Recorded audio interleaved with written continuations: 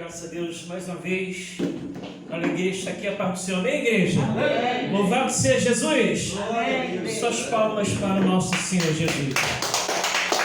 Graças a Deus. Curve a cabeça, por favor. Senhor nosso Deus e Pai, nos dirija, nos orienta. Fala, Senhor, nosso coração nessa noite, Senhor.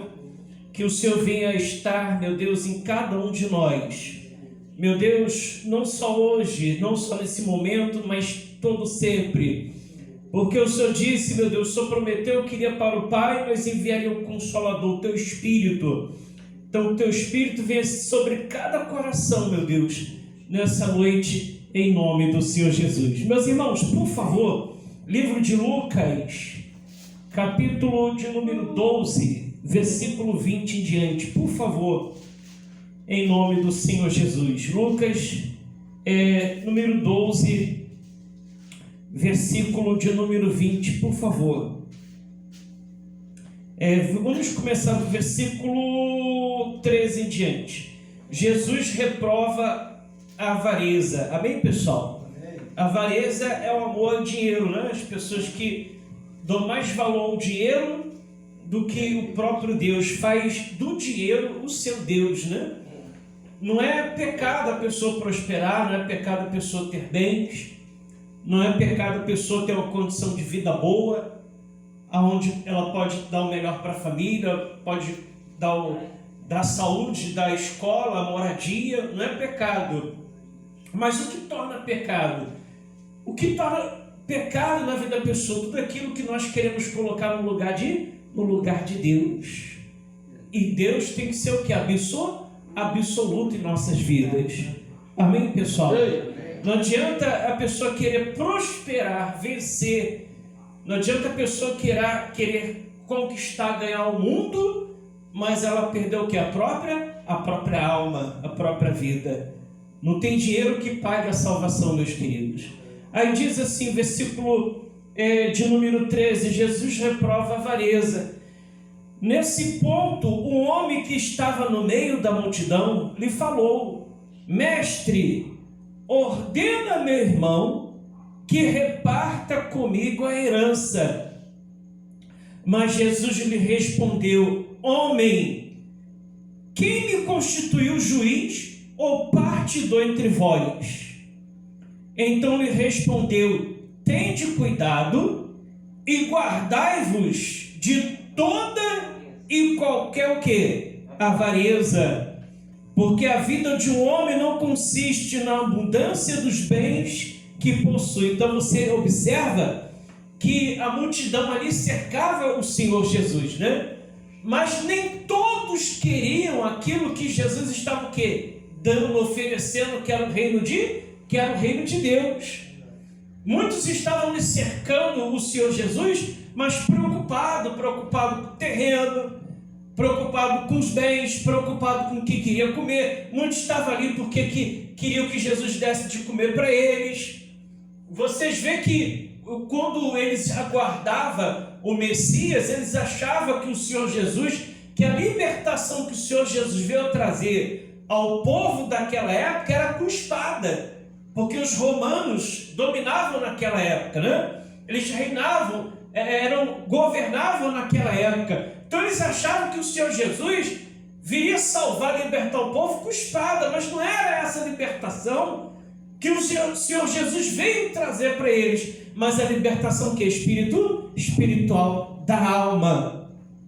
Então muitos cercavam Jesus ali porque achavam que ele era um líder, queria liderar o povo para o combate, mas não. Jesus veio trazer o reino de Deus. Então a multidão cercava ele, mas querendo terreno, querendo riqueza, querendo comida. Aleluia. Tanto é que esse homem foi lá preocupado o quê? Com bens materiais.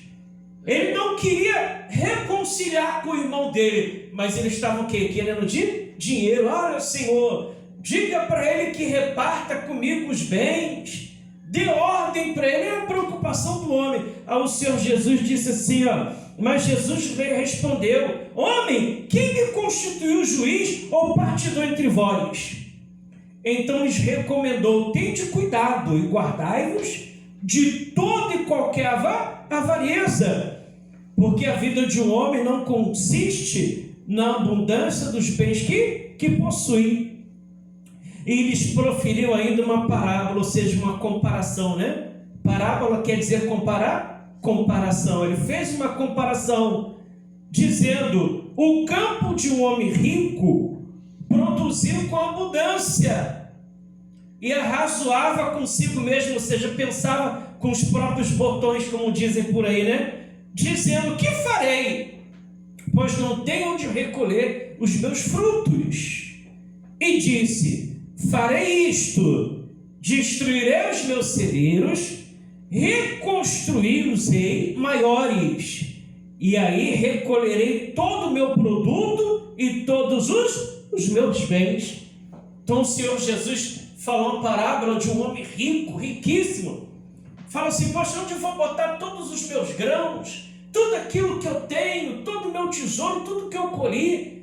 Ah, eu vou fazer assim, vou derrubar os celeiros antigos, vou construir um maior para poder abrigar tudo o que eu conquistei. E hoje as pessoas, elas são tão apegadas aos bens materiais que quando se fala de oferta na igreja, muitos criticam, torcem o nariz, até falam mal das denominações, dos pastores, porque são apegados aos bens materiais. Mas esquece que hoje nós só podemos ter alguma coisa porque Deus nos proporciona. Porque sem Deus nós não podemos fazer nada. Devemos sim ter, mas não que colocar isso acima de Deus. Meu pai uma certa vez falava assim, olha, eu falava para as pessoas que vinham falar de Jesus para mim, ele contando, né? Ah, o meu Deus é o meu dinheiro. Ah, eu tenho dinheiro, eu tenho Deus. Ele contando a história de vida dele. Tanto é que ele caiu entrevado, doente, quase paralítico. Foi quando falaram de Jesus para ele, ele abriu o coração e se tornou um grande homem de Deus. Mais tarde um pastor, né? Antes do falecimento dele. Então você vê que as pessoas hoje em dia pensam assim: ah, meu Deus é o meu dinheiro, eu tenho uma Ferrari, eu tenho conta no banco, eu tenho um bom apartamento, eu tenho casa ali no Guarujá, eu tenho na Vieira Solta, eu tenho Copacabana, eu tenho um Lebrão. E esquecem que tudo que ela tem, porque Deus o que? Proporcionou. A doença não é dinheiro que dê saúde, pessoal. Mas Jesus, ele cura ou não cura? Quantas pessoas perdendo rios de dinheiro com câncer, né? Às vezes pagam médicos caros, viajam para o exterior, viajam para outros países atrás de recursos, gastam todos os haveres, mas esquecem de buscar a Deus, que é o dono da vida, que é o dono da cura, porque fazem do dinheiro o Senhor da vida dela, e vai perdendo, vai indo pelos dedos, por água abaixo. Então o Senhor Jesus está falando assim: olha, cuidado com a avareza, cuidado com o teu coração, os teus bens materiais, porque isso aí não é nada. Aí ele deu o exemplo desse homem preocupado o quê? Em ter. Quantos e quantos hoje lugares que as pessoas vão, e é só aquela velha teoria: você tem que ter, você tem que ter, você tem que ter isso, você tem que ter carro, você tem que ter casa, mas não leva o povo ao verdadeiro que é arrependimento. Porque falaram assim: arrependei-vos, pois é chegado o reino de Deus. Arrependei-vos, porque é chegado o reino de Deus. E todo aquele que crê e for batizado será salvo. Mas aquele que não crê e não for batizado será condenado. Arrependimento. A vida com Deus tem que ser mais pregada, tem que ser mais falada. Levar o povo realmente o quê? A abandonar as velhas manias, os velhos costumes, velhos pensamentos que desagradam a Deus. Muitos hoje têm preocupação em pregar que realmente o arrependimento, porque às vezes tem medo de perder uma pessoa que até tem um recurso financeiro bom. Não vou pregar forte não vou falar forte não, senão o irmãozinho vai se entristecer, vai ficar magoado, vai ser da igreja, porque ele dá uma boa oferta, dá um bom dinheiro. Mas não é isso que o Senhor Jesus quer, pessoal. A maior riqueza do reino de Deus é a salvação. Aleluia. E quando você não é preocupado, quando você coloca Deus acima de todas as coisas, Deus é como o pai, por exemplo. Você é pai e mãe. Quando seu filho ou sua filha eram crianças, não sabiam nem falar, você já sabia o que ela precisava, o quê?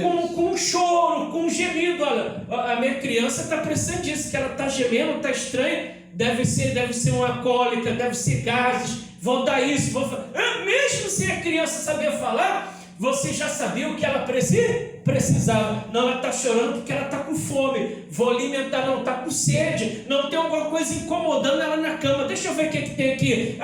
Então, a criança, mesmo antes de você, ela sabia falar, você já sabia o que ela precisava. Assim Deus, pessoal. Quando você coloca Deus acima de todas as coisas, Ele sabe de todas as suas necessidades. Ele cuida de você. Então não há motivo para se apegar ao que é bens materiais, mas você se apegar a Deus. Aí ele diz assim, diz o seguinte, versículo 19, diz assim: então direi à minha alma, tens em depósito muitos bens para muitos anos, descansa, come, bebe e regala-te. Mas Deus lhe disse: louco, olha só, louco, esta noite te pedirão a tua alma. E o que tens? Para quem será? Né? O homem falou assim: eu tenho muito, eu vou agora descansar, que eu não preciso de mais nada, vou aproveitar aquilo que eu plantei, vou regozijar, vou me regalar. Mas Deus fala assim: louco, essa noite pedirão a tua alma. O que tens preparado? Às vezes a pessoa prepara a vida toda de bens e ela perde o quê? Assim, no estalar de dedos. No estalar de dedos. Às vezes a pessoa se preocupa com tantos recursos econômicos, pega o avião cai. Para que ela vai deixar aquilo tudo? Às vezes ela compra aquela Ferrari, eu vou estourar minha Ferrari, bum, no poste. E aí, adiantou se preocupar tanto com a vida financeira e perder no estalar de dedos? Não é verdade, pessoal? Mas nós temos que nos preocupar o quê? Primeiramente com a salvação, com o reino de Deus. Não é isso que diz lá em Mateus capítulo 6, 7, assim, entre esses dois capítulos? Buscar primeiro o reino de Deus, glória a Deus, e a tua justiça, aleluia, e todas essas coisas vos serão o quê? Acrescentadas. Deus sabe o que você precisa, Deus sabe das tuas necessidades, Deus sabe do que você tem passado, mas se você busca Ele sem estar preocupado com nada material, Ele vai cuidar das suas necessidades, seja qual for, saúde, financeira, familiar, mas busca primeiro o reino de Deus. Amém, meus amados? Louvado seja o nome de Jesus. Aí diz assim, mas Deus lhe disse: louco, essa noite pedirão a tua alma, e o que tens preparado, para quem será? Assim é o quem tesoura para si mesmo e não é rico para com Deus. Olha só, ajunta para si mesmo, mas não é rico para com Deus. Mas eu tenho tudo, eu não preciso de Deus. Mas se eu quiser eu pago os melhores médicos. Será, pessoal? Se Deus não curar, não proporcionar a cura, pode ter os melhores médicos do mundo, dinheiro que for, não vai pagar a saúde dela se ela não agir a fé, se ela não crer, pedir a Deus socorro e Deus vir socorrer a vida dela. Abre aí, por favor, em Apocalipse capítulo 3, meus irmãos. Por favor, em nome de Jesus. Apocalipse, lá o último livro da Bíblia. Capítulo 3. Quero falar de uma igreja aqui rapidinho. Isso, versículo 7, a igreja de Filadélfia, de Laodiceia, versículo 14. Igreja de Laodiceia, essa é a carta à igreja de Laodiceia. Laodiceia foi dada em honra a uma esposa do homem que tomou essa cidade, né? Por isso que deu o nome de Laodiceia, que era o nome da esposa dele, hein? Deu nome a essa cidade de Laodiceia. Laodiceia era uma cidade, pelo que eu estava pesquisando, era uma cidade que ela tinha um ponto estratégico, passava ali muitos recursos naturais. Era cidade rica, uma cidade que trabalhava com lã, que confeccionava roupas. Tinha uma escola de médico nessa cidade de Laodiceia, sabia? Que eles faziam, eles criaram os melhores colírios da época. Laodiceia tinha uma escola de médico. E ali tinha um porto, que era uma cidade estratégica portuária. Ou seja, passavam muitas riquezas, recursos nessa cidade de Laodiceia. Então essa cidade, o povo dessa cidade achava que não precisava do quê? Do evangelho que foi levado até eles. Que não precisavam do reino de Deus, porque eles tinham tudo, eram abastecidos de tudo, era uma cidade conhecida. Mas o Senhor Jesus diz assim, ao anjo da igreja de Laodiceia escreve essas coisas, diz o amém, a testemunha fiel e verdadeira, o princípio da criação de Deus, que é o Senhor Jesus, né? Quem é o princípio da criação de Deus? O Senhor Jesus. O Senhor Jesus estava desde o princípio na criação. Não manifesto como o Senhor Jesus, que ele se manifestou como o Senhor Jesus após o nascimento de Maria, mas ele estava lá como verbo, a palavra. Amém, pessoal? Amém. O princípio da criação. Conheça as tuas obras, que nem é frio nem quente. Quem dera que fosses frio ou quente, porque o que é frio esquenta e o que é quente dá para esfriar. Não é verdade, pessoal? Assim, porque és morno, nem és quente nem frio, estou ao ponto de vomitar-te da minha boca. Ou seja, aquela coisa morna causa um mal-estar, né? Se come algo morno, você causa algum mal-estar no seu estômago. Então aqui está falando assim, olha, você é morno, estou a ponto de vomitar, te lançar fora. E quantas pessoas estão a ponto de ser lançadas fora, porque elas ficam no meio termo, em cima do muro, não decide a vida dela, não decide o que é realmente ser de Jesus. E a pessoa tem que decidir para o lado da fé, decidir estar com o Senhor Jesus. Aí diz assim, diz assim porque é morno, e nem quente nem frio, estou a ponto de vomitar-te da minha boca. Pois dizeis, estou rico e abastado, e não preciso o que, pessoal? De coisa alguma. E nem sabe que tu és infeliz, sim, miserável, pobre, cego e o que, pessoal? Nu. Você vê o povo de Laodiceia, né? Nós somos ricos, cidade próspera, não precisamos de nada, não precisamos do evangelho, não precisamos da palavra de Deus, desse tal Jesus aqui, porque já temos tudo. E Jesus falou assim para ela, vocês são pobre, cego, nu e o que? Miserável. Pensam que são alguma coisa, mas não são nada, porque recusam, desprezam o evangelho da verdade, do arrependimento, da salvação. A pessoa na igreja tem que estar na igreja, pessoal, mas ela tem que ter cuidado para não estar morna, mais preocupada em ganhar, em conquistar. Vou conquistar, disseram que eu tenho que conquistar um carro, disseram que eu tenho que conquistar uma casa, disseram que eu tenho que ser rico, mas esqueceram de pregar para aquele irmãozinho que eu arrependi, o arrependimento, a vida com Deus. E muitos estão aí fora aí, muitos estão por aí, pessoal, mais preocupados com as riquezas do que o que eu arrependi, o arrependimento, do que a vida com Deus. E se tocar na ferida dela, ela sai da igreja. Ela que abandona a igreja, não gostei do que aquele pastor pregou, eu vou embora, vou procurar outro lugar. Não gostei daquilo que foi falado naquela igreja, porque falou no arrependimento para ela, falou que ela tem que largar o pecado, a vida errada, largar as amantes, largar a podridão, largar a mentira, largar as falhas, largar as mágoas, os ranços. Eu não gostei, eu vou sair, porque tocou na ferida. Enquanto falava que ela tinha que ter, prosperar, conquistar, eu vou ter, para ela estava tudo bem. Mas quando falou em arrependimento, a pessoa, pulou fora. Às vezes a pessoa quer estar na igreja, ela quer estar à vontade, mas que ninguém fale o quê? Dos seus erros, porque ela não quer ser incomodada.